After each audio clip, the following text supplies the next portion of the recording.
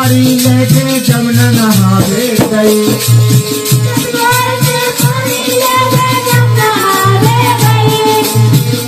भोर से साड़ी लेके जमुना नहावे गई।